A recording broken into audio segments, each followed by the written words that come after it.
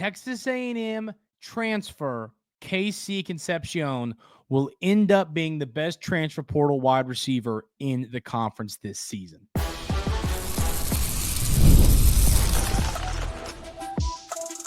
You are Locked On Aggies, your daily podcast on the Texas A&M Aggies, part of the Locked On Podcast Network, your team every day.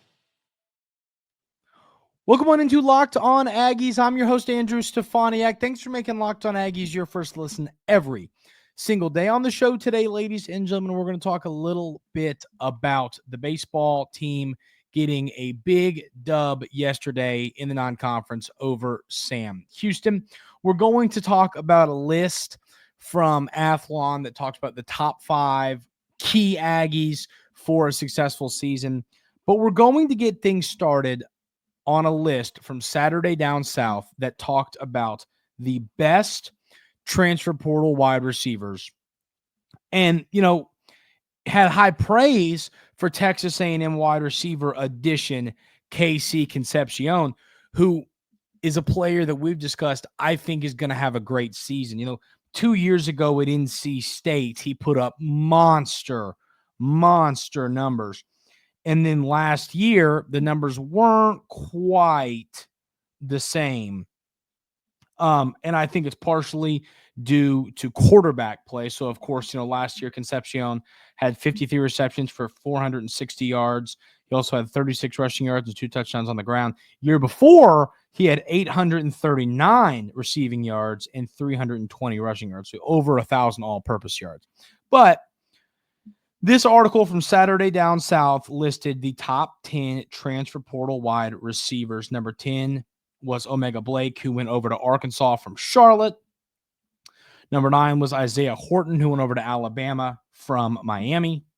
Number 8 was Dazon Stribling, who went from Oklahoma State to Ole Miss.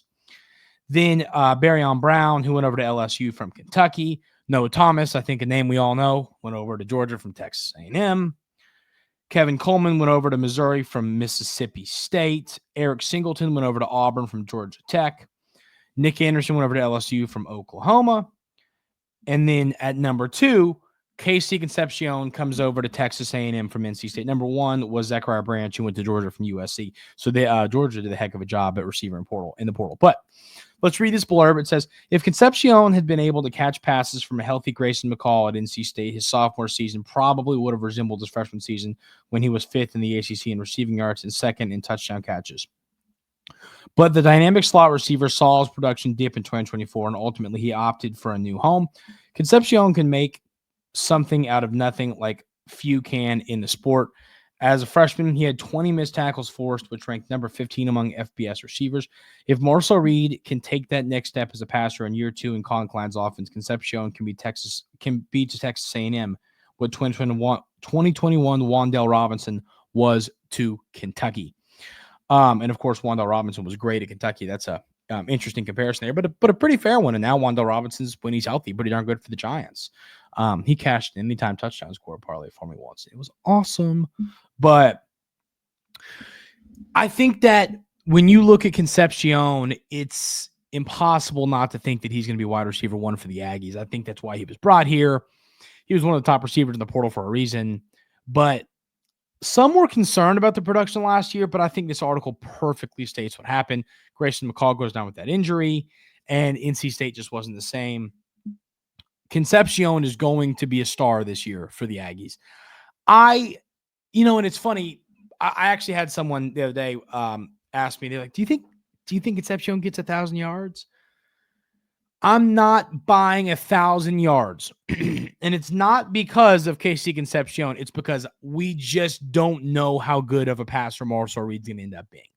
If Marcel Reed ends up proving to be an elite passer, not even elite, I think elite's a strong word. If he just proves to be here at the Locked On Aggie scale, we have terrible, bad, okay, good, great, elite. If he's good, great to elite, I think Concepcion can have over 800 yards. But I think for him to get over 1,000, he'd have to be elite. The other thing here is, at Texas A&M now, we'll talk about Terry Bussey here in a minute. I think Terry Bussey is going to be darn good for the Aggies this year. I think that you've got a lot of great receivers. You brought in via the portal. ABR has been playing well in spring ball. There are a lot of players who are really looking good so far in spring practice at the wide receiver position, which is great to see. Because when last season ended, and of course Noah Thomas transfers, and you lose Barber and Cyrus Allen, and some of these other guys, we were kind of left going, okay, wide receiver is this position that this coaching staff will have to dominate in the portal. And I think they did a pretty darn good job with Jonah Wilson and Concepcion and Mario Craver. So I was happy with the additions they made. But of course, the one that we've all highlighted is the addition of KC Concepcion. And once again, I think this article does a heck of a job explaining. I like the comparison to Wan'Dale Robinson. You know, KC Concepcion, not the tallest guy, 5'11". First year, I mean, 5'11", fine. But I'm saying, like, it's not like he's a 6'4" or 6'6" Noah Thomas or 6'6" Mike Evans. So he's a guy that's going to come in and play the slot. 187 pounds. And I think that he is going to have one of the best wide receiver seasons Texas A&M has seen in a very, very, very, very long time.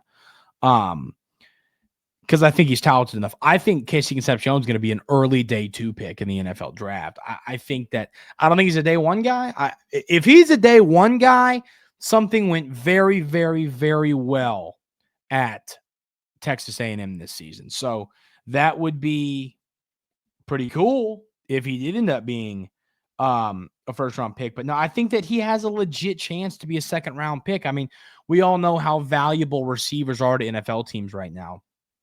But, Kevin Concepcion, KC Concepcion is a player that can make something out of nothing, like it said in that article. You give him a crack of space, he's gonna break through it and get upfield for a big gain. And I think a player like that, who the reason he's going to be so helpful to a quarterback like Marcel Reed, who is looking to improve as a passer, the most exciting part about that is that KC Concepcion is he can run a little 5-yard slant and get the football in his hands and go and just go. And that's what he can do for Marcel Reed. He can make it to where he's not having to make super challenging throws. And then you've got Craver and Bethel Roman that are your deep threat, big-time play guys that you might let it fly and see what happens. But, Reed was, of course, which is not rocket science, but a lot more accurate inside of 20 yards. So if Concepcion can force a lot of missed tackles, if Concepcion can get a lot of yards after contact, if he gets hit and breaks a couple tackles, I know that's more of a running back step, but still, if he's able to do stuff like that, it's just going to help out Marcel Reed, who is looking to find a way to continue to get better and better and better as a passer. So, and I also think that Texas A&M's rushing attack, knowing how good it's going to be with the running backs you've got and Marcel Reed's threat running the football, it's going to help keep the defense on its toes and it'll make life a little bit easier for the receivers. Texas A&M did not get a ton going in the passing attack last year, and I think this sort of led to – I think you could argue it led to it. We were talking poorly on the receivers from last year, but I think it made their job harder because, it was tough to get stuff done for the receivers last year. So because the passing attack was not great.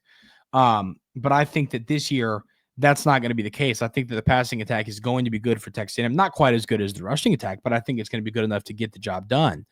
And I think a big reason why is KC Concepcion. So he's shifty. He can get open. He can get through little cracks in space. KC Concepcion is going to be one of the top transfer portal players. Well, honestly, yeah, players overall, but for sure one of the top transfer portal receivers.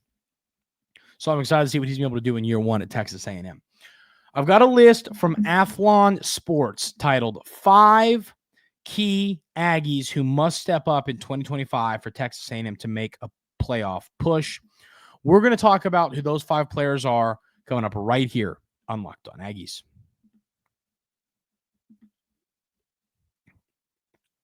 But first, I got to tell you about our friends over at Supply House. Get the supplies you need from the site made for skilled trades. Supply House, whether you're In plumbing, HVAC, or electrical work, Supply House is the reliable way to order products online. Their easy-to-use website is packed with helpful resources and the latest product info to help you get the job done right. Plus, with the complete inventory of over 200,000 parts from 400-plus top brands, you'll find exactly what you need, delivered fast from coast to coast. Need help with an order? Supply House offers expert support and industry-leading service, so you'll always talk to a real person. And for trade pros looking for an extra edge, their free Trade Master program offers exclusive perks like a dedicated phone line, free shipping, and discounts on every order. Thousands of skilled professionals are already taking advantage. Now it's your turn. Join the Trade Master program today at supplyhouse.com/TM and start ordering plumbing, HVAC, and electrical supplies with just a few clicks. Plus, use promo code SH5 for 5% off your first order. That's 5% off your first order. That's supplyhouse.com.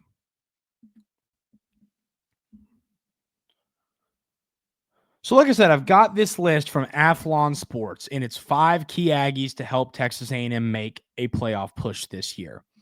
And for the most part, there's one name that was left off that I would add. I mean, the thing is, I don't know who I would add it over. I'll tell you who I'd add it over, actually. But the first name here is Marcel Reed. It says, Reed is the key to Texas A&M's success in 2025. After completing just over 61% of his passes last season, Reed has set an ambitious goal of hitting 70% this year. If he can stay healthy and reach that target, a mark only recently achieved by Johnny Manziel, the Aggies will have the quarterback play needed to push for a spot in the college football playoff. Reed's development is top priority for Texas A&M's offense. And yeah, I think this is a no-brainer. I mean, it's very rare for your quarterback to not be one of, if not the most important players on the field for you. And it's going to be the case this year for the Aggies. Marcel Reed is going to have to find a way to get that development as a passer that we've talked about for weeks and months here on this show. If Marcel Reed takes that next step, this is going to be a top 3 offense in the SEC. I believe that because the running game is going to be elite with Reed's legs and your crazy good running backs. If he can get better as a passer with these great receivers he now has in that room, this team can be dominant. So, I mean, I always hate pinning the success of a team on one player. And I won't fully do that because once again, the secondary's got to be, there's a lot of factors here. It's a team, not a football player. You know what I mean? There's no I in team. But there is me. But when I look at this offseason for Marcel Reed, that's the goal. If he's able to develop, which I believe he is going to be able to do that, I think that he is going to develop at a high level. If he develops, it's going to be a good season for Texas A&M. That's how they overachieve. Marcel Reed, let's say right now as a passer, he's a 5.5 out of 10. I think that's a pretty fair assessment. If he gets to an 8 in one offseason, with already being a 10 out of 10 when it comes to using his legs, I think this Texas A&M football team can win 9 or 10 games. If he doesn't, I think they win 8 or 7. It's a difference in a win or two. I really think that. So Marcel Reed has to develop as a passer. So I agree with number 1 name on this list. Number 2 name is Ruben Owens. Owens was thrown into action last season, and while he exceeded expectations, he is still untapped potential. He showed his talent in the bowl game, and with questions surrounding Le'Veon Moss's recovery and Amari Daniels' return from injury, Owens needs to become a workhorse for the Aggies. If Owens can stay healthy and take his game to the next level, A&M's backfield could emerge as one of the nation's best. I agree with that. I mean, my assumption is that Moss is going to be back and healthy. And if that's the case, now, coming off injuries for running backs, when it comes to cutting and all that, it can be questionable and it can be concerning. So that is something that we have to monitor. But I still lean, toward Moss being the guy. But if Moss is going to be kind of limping into the first few weeks of the season or miss a game or two, which I haven't heard a super great timeline, but if that were to be the case, then yes, Ruben Owens becomes incredibly important for this football team. And untapped potential is a great way to describe it. I think that Ruben Owens, without question, he was a 5-star. He's one of the best players in his class. And I think that he has that potential to become one of the better running backs in the conference. but his injury kind of derailed his chance last year and all that. So I think this is going to be the year. And once again, we're hearing great things this offseason. It sounds like he's still not 100%. I mean, it sounds like he's working at like 95%, but for the start of the season, he's going to be 100%. And yeah, I think that Ruben Owens taking that 5-star leap that you generally see from freshman to sophomore year, except for, of course, his sophomore year was taken away from injury, aside from, a game and a couple snaps in the Texas game. So, yeah, it's going to be imperative for Texas A&M that Ruben Owens takes that 5-star leap that we expected last year before he went down with the injury. The next name on this list is Terry Bussey. Bussey led the Aggies in receptions last season with 17, but the performance didn't fully meet high expectations. All right, I had to go back and look at that. I'm like, Bussey led the Aggies in receptions last season with 17. I don't know what I don't think that's what they were meaning to say, because of course that's not the case. But I read over that. I read this article this morning and that flew over my head, but whatever, beside the point.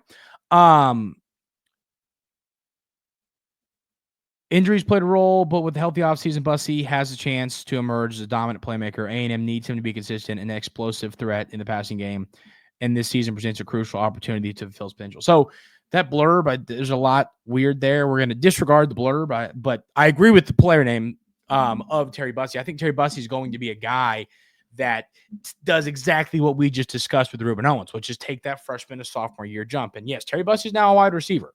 Coach Elko said that. That's the reality. And I think that he's going to be the type of he's going to take that type of leap. Terry Bussey is one of the best football players I've ever seen. And I mean, I have staked my claim in him being an NFL player and a dominant NFL player. So I think that he's going to be really good this year. I think the one thing that's going to hold him back is what we just talked about 10 minutes ago, which is how good KC Concepcion is. But I still believe there's a world where even with Concepcion having 800 yards, Bussey could have 600-ish. I mean, that's a reality. So, because I think they're going to be the two main guys in the wide receiver room, but there's so much potential left in Terry Bussey that is untapped, just like with Ruben Owens. And I think we're going to see it on display this season, because he's going to be that genuine leap from 5-star freshman to a dominant player sophomore year. Staying on the same theme, a 5-star freshman. Of course, DJ Hicks was once a 5-star freshman. He's the number 4 player on this list. Hicks came to Texas A&M with an immense hype, but his first 2 seasons haven't lived up to the billing. With only 17 tackles, 2.5 tackles for loss, and 1.5 sacks last season, Hicks has room for improvement. In 2025, he will be expected to start and anchor a young defensive line. His physical transformation in the offseason suggests he's ready to take a major step forward. And if he does, Hicks could be a key part of a dominant Texas A&M defense, which I agree with that statement. It's the same theme. Hicks has been a player. He's been serviceable, but you don't expect one of the top 5 players in a class to be serviceable. You expect them to be dominant, elite, one of the best players in the nation. So DJ Hicks has to take that step. I think he's going to be a lot better this year. I think that he's a player that has so much NFL upside still. He needs more snaps, and this is going to be the year that he fully gets it. I mean, when you're behind Scorton and Shamar Turner and Shamar Stewart, and you're behind, you're playing behind this great defensive line. Obviously, they're not all the same position, but it's tough to get on the field and play a lot of relevant snaps. And yes, Hicks played a lot of good snaps last year, but I think that he's going to play a ton of snaps this year. I'd say he plays 80% of the defensive snaps if he stays healthy, maybe 75. And if that's the reality, I think that he's going to have that production that we all expected when he originally came to Texas A&M. And the last name on this list is one that I think is a really underrated name on this list, and it's a great addition. It's Bryce Anderson. Anderson flashed elite playmaking ability early last season, including a pick 6 against Florida, but a shoulder injury slowed him down for much of the year. If Anderson can stay healthy, he has the potential to be one of the top safeties in the SEC. His speed and physicality in the secondary are essential for the Aggies. A&M needs him to be fully healthy and playing at a high level to solidify their defense. I mean, it's not rocket science to sit here and say that we need one of our defenders that we anticipate having a really good season, have a really good season. Without question, Texas A&M desperately needs a good year out of Bryce Anderson. I mean, this secondary, if this team is going to overachieve, those are the two things I've discussed. Secondary's got to be good. Marcel Reed's got to get better as a passer. If those two things happen, this team can make a college football playoff appearance. If they don't, I don't see it happening because, I mean, the secondary has been burnt toast. I mean, they just get killed over the top, under, and missing tackles. I mean, it's been a bad few years in the secondary for Texas A&M. So this has got to be improved on, and Bryce Anderson will be a key role to that happening. So those are the 5 names. The one name I would have added would be Cassius Howell. I think that Cassius Howell is going to be incredible this season. I really do. I would have added him to this list, maybe over, I don't know. I mean, I'd say maybe over Owens, but if Moss isn't back healthy, I agree Owens needs to be in there. So it's a tough one, but we'll just say add the 6th and say I think Cassius Howell is that guy that needs to step up as well for the Aggies. Baseball team got a blowout midweek victory, which will hopefully help this team continue their confidence streak heading into a very important series against South Carolina Gamecocks. We'll talk about the win last night coming up right here on Locked On Aggies.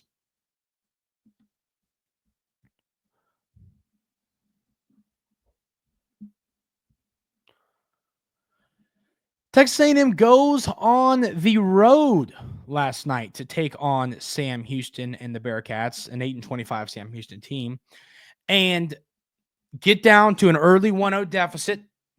It's until the top of the third when Texas A&M is able to put together 2 runs. Hensler singled to score Jace. Harrison singled to score Hensler. So you get a couple runs in the third. Then the first big number, which is the 5 spot in the fourth. A Harrison single scores a run. You get a sac fly from Kent. You get a double from Sorrell. It was a good inning there for, actually that was in the 5th, but it was a good inning for the Aggies there to pick up all of those runs. This was a fun baseball game to watch. I always like watching ball games when you score a lot of runs, which at times for Texas A&M has not been the case. So all in all in the game, you get 2 hits from Keel, 2 runs scored. You get a hit from Jace. He scores twice and he walks. You get 3 hits from Hensler, scores 4 times and has a ribby. You get 3 hits from Sorrell, 2 walks from Sorrell, 2 RBIs and a run scored. He is putting up monstrous numbers right now for Texas A&M. I mean, let's go check on this. What is he hitting on the season? Will this tell me this? I don't think it will. I think I'm going to have to go to stats. Maybe it will. Oh, it will. He is bad. Yeah, 407. He is, and he obviously hasn't played a lot of games just coming back from that injury. But my goodness, is Caden Sorrell hitting the baseball really, really well right now. So looking at the rest of the lineup, you get 2 hits from Harrison. You get a hit from Blake, of course. You get a couple hits from Royo, who's been playing well. It was just a great offensive day. And another thing I like to see, because it's been a struggle for the Aggies this year, has been strikeouts. They only struck out 4 times in this ball game, which we want to see more of. It was a bullpen game for the Aggies. You saw 5 different pitchers. Lions goes 2.2 innings, 3 hits, 1 run, 2 strikeouts. We only had 1 free bag given up, and it was a walk from McCoy. I'll take that all day long. We struck out 12, and what I liked about that is everybody struck people out. Lion strikes out 2, McCoy strikes out 2, Freshcorn strikes out 3, Jackson strikes out 3, Ruda strikes out 2. It was a dominant pitching performance, a lot of strikes, filling up the zone. I was really happy with his pitching performance, and once again, you've got a series coming up this weekend against South Carolina Gamecocks, a team that is struggling just like you are, and you desperately, at home, you desperately need to win or sweep this series, and you just didn't want to see oh my gosh, we just beat the number 1 team in the nation in the series on the road and then lose a midweek game to Sam Houston. You can't have that happen. The Aggies did a great job in blowing the doors off of this ball game. Only had to play 7 innings, save a couple innings of pitching. Great to see, exactly what we wanted in the midweek. Big series coming up against South Carolina, which we will preview tomorrow because it is a Thursday, Friday, Saturday series. So we will preview this game tomorrow. But that is going to do it for today's episode of Locked On Aggies. Thank you all so much for being here every single day. I really, really do appreciate it. Hope everyone has a great rest of their day, and we'll see you tomorrow right here on Locked On Aggies.